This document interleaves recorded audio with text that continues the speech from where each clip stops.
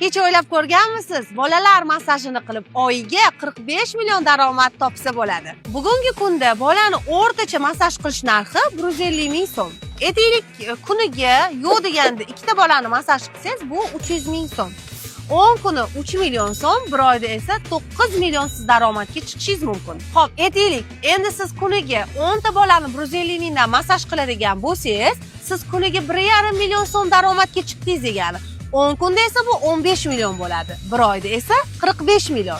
Buni evaziga siz kuniga atiga 7-8 soat vaqt sarflashingiz mumkin. Endi aytingchi, siz boshqa ish faoliyatingiz orqali kuniga 8 soat sarflab qancha oylik olasiz? Kommentariyalarda yozib qoldiring. Asosiysi uyda o'tirgan holatda massaj qilib va farzandlaringizga va uy ishlariga ham bemalol ulgurishingiz mumkin.